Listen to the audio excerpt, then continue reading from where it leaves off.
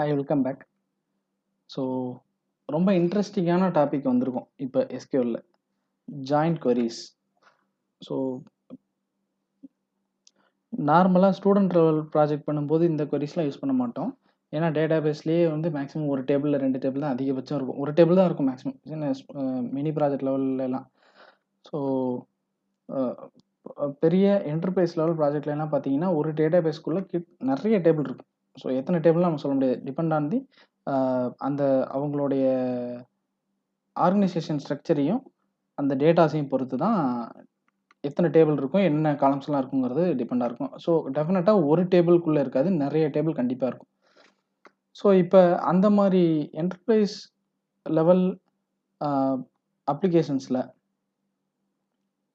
ஒரு குறிப்பிட்ட டேட்டா எடுக்கணும்னா நம்ம ஒரு டேபிளை மட்டும் ரெஃபர் பண்ண எடுக்கவே முடியாது.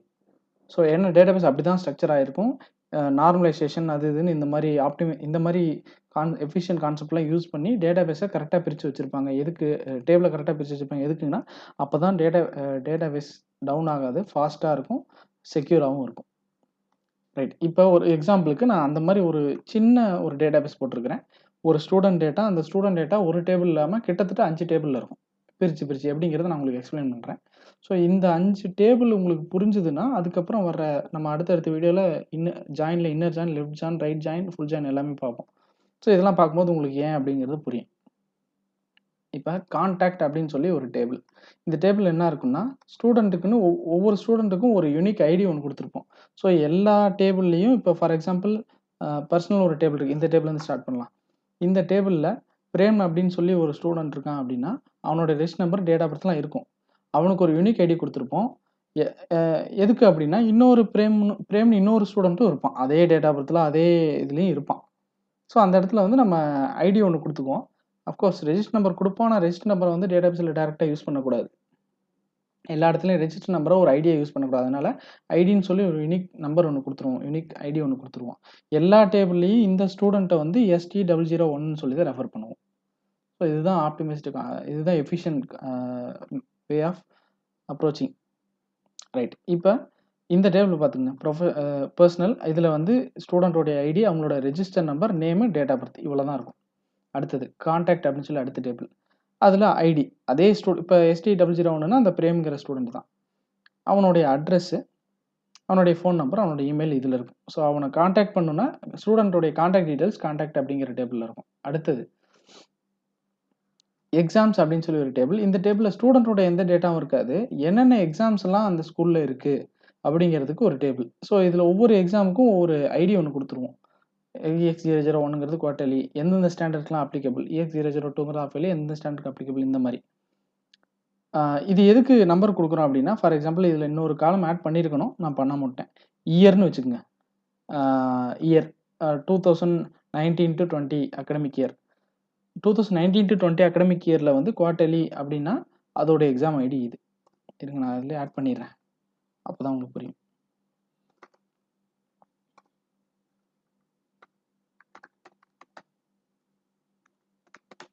அகடமிக் இயர், இதுவும் வேர் கேர் தான்.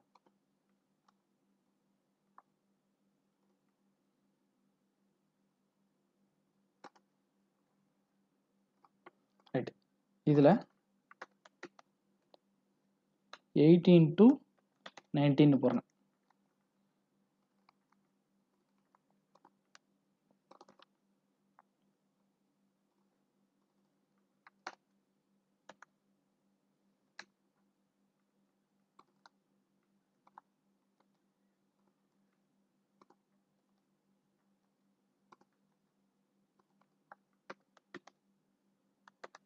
ஸோ 1920 இதில் பாருங்கள் குவார்டர்லின்னு 2 இருக்குது.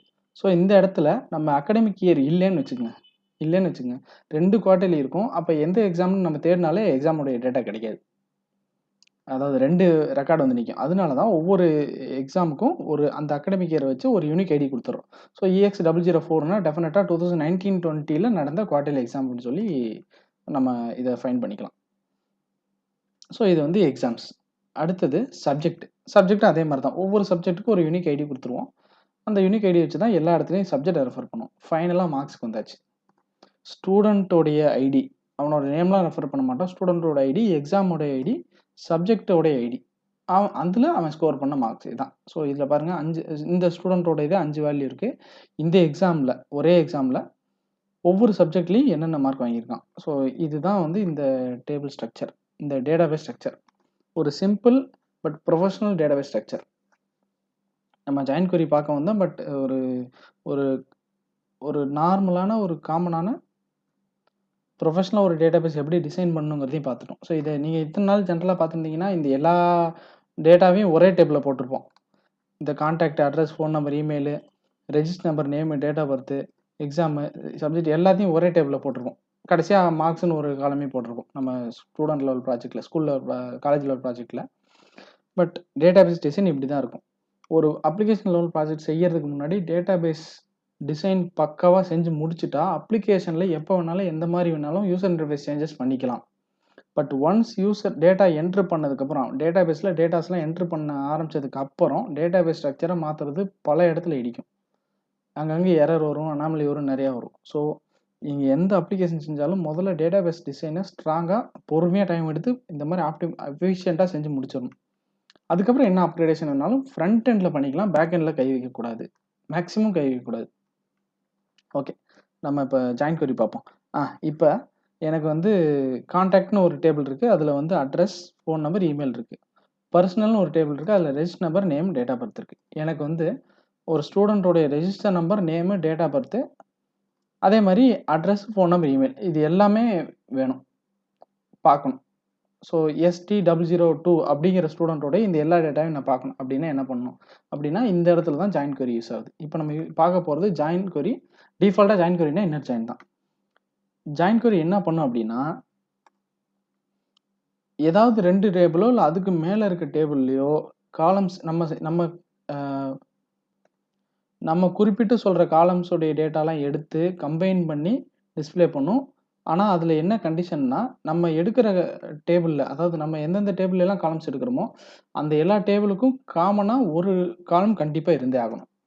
ஃபார் எக்ஸாம்பிள் பர்சனலில் ஐடின்னு ஒன்று இருக்கா, அதேமாதிரி கான்டாக்ட்லேயும் ஐடின்னு ஒன்று இருக்குது. ஸோ இந்த காலம் தான் நம்ம 2 டேபிளுக்கும் காமன். ஸோ இந்த காலம் வந்து கீயாவோ இல்லை காமனாக வச்சு தான் எடுக்க போகிறோம் டேட்டாவா. ஸோ எப்படின்னு பார்ப்போம். Select personal table name dot personal dot register comma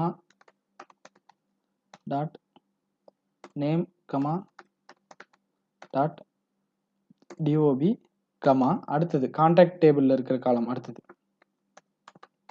contact dot address comma contact dot phone number comma contact dot email. So இப்போ 2 டேபிளில் இருக்கிற என்னென்ன காலம்ஸ் வேணுங்கிறத டிஸ்பிளே பண்ணியாச்சு. ஸோ டேபிள் ஏல இருக்க என்னென்ன காலம் வேணுமோ அதையும் கமா போட்டு எழுதியாச்சு, டேபிள் பியில் என்னென்ன காலம் வேணுமோ அதையும் போட்டாச்சு. ஃப்ரம் ஃபர்ஸ்ட் டேபிள் நேம் என்ன, பர்சனல், ஜாயின்கிற கீவேர்ட், ஜாயின், அதாவது ஃபர்ஸ்ட் டேபிள். இப்போ இந்த காலம்ஸ்லாம் வேணும் எதுல இருந்துன்னா ஃபர்ஸ்ட் டேபிள் பர்சனல்ங்கிற டேபிளையும் ஜாயின் வித் கான்டாக்ட்ங்கிற டேபிள். ஒரு கண்டிஷனில் தான் இது ரெண்டும் ஜாயிண்ட் ஆகும். அதாவது ஒரு காமன் காலமில் தான் ஜாயிண்ட் ஆகும்னு சொன்னேன் பார்த்தீங்களா. ஆன்னு ஒரு கீவேர்டு, பர்சனல் டாட் ஐடி ஓட value equal to contact dot ID. இந்த கண்டிஷன் சாட்டிஸ்ஃபை ஆகிற டேட்டாவை மட்டும் எடுத்துகிட்டு வரும். ஸோ பார்த்தீங்களா, ஆக்சுவலாக இது மூணும் தனியாக கான்டாக்ட்ங்கிற டேபிளில் இருக்குது, இது மூணும் பர்சனல் இருக்குது. ஸோ இந்த 6 காலமும் இங்கே நம்ம ஜாயின் query போட்டு எடுத்துட்டோம். ஸோ இந்த ரெஜிஸ்டர் நம்பருடைய டேட்டா பாருங்கள், நேம் வந்து name, date of birth, address, phone number, email காமனாக வந்துருச்சு. ஸோ இது வந்து 2 டேபிளுக்கு மட்டும் இல்லை, இன்னும் எத்தனை டேபிள் வேணாலும் நம்ம ஜாயின் query போட்டுக்கலாம். எனக்கு தெரிஞ்சு 51 டேபிளை மெர்ஜ் பண்ணி ஜாயின் query போட்டிருக்கிறத நான் கேள்விப்பட்டிருக்கேன். ரைட், இப்போ எனக்கு வேறு எதுவும் வேண்டாம். எனக்கு வந்து S004 அப்படிங்கிற ஸ்டூடெண்ட்டோடைய டேட்டா வேணும் இதில் அப்படின்னா இதுக்கு மேலே நம்ம வேர் கிளாஸ் போட்டுக்கலாம். Where personal dot ID equal to ST004. So அந்த ஸ்டூடெண்ட்டோடது மட்டும் வந்துருச்சு. ஸோ இப்படி தாங்க 2, 3 இப்போ இது வந்து 2 காலம்ல இருந்து என்னென்ன காலம் வேணும் 2 டேபிள்ல இருந்து என்னென்ன காலம் வேணுமோ அதெல்லாம் எடுத்து ஒரு காமன் காலமை வந்து ரெஃபரன்ஸா வச்சுக்கிட்டு அந்த டேட்டா மெர்ஜ் பண்ணி காட்டிடும். ஸோ இதுதான் இன்னர் ஜாயின். 2 டேபிள்லையும் நம்ம என்னென்ன காலம் செலக்ட் பண்ணணுமோ அந்த 2 டேபிளோடைய காலம் எல்லாமே பிரிண்ட் ஆகும். ஸோ இதுதான் இன்னர் ஜாயின். அதாவது பர்சனல் அப்படிங்கிறது டேபிள் ஏ, கான்டாக்ட்ங்கிறது டேபிள் பி. ஸோ டேபிள் ஏல நம்ம செலக்ட் பண்ண காலமோட டேட்டாவும் இருக்கும், டேபிள் பியில் நம்ம செலக்ட் பண்ண காலம் டேட்டாவும் இருக்கும். அதனால தான் இதுக்கு பேர் இன்னர் ஜாயின். ஸோ அடுத்த வீடியோவில் லெஃப்ட் ஜாயின்னா என்னன்னு பார்ப்போம். ஸோ இந்த வீடியோ உங்களுக்கு இன்ஃபர்மேட்டிவாக இருந்திருக்கும்னு நம்புகிறேன். ஏதாவது கொரிஸ்னா கூட கீழே கமெண்ட்டில் டைப் பண்ணுங்கள். தேங்க்ஸ் ஃபார் வாட்சிங்.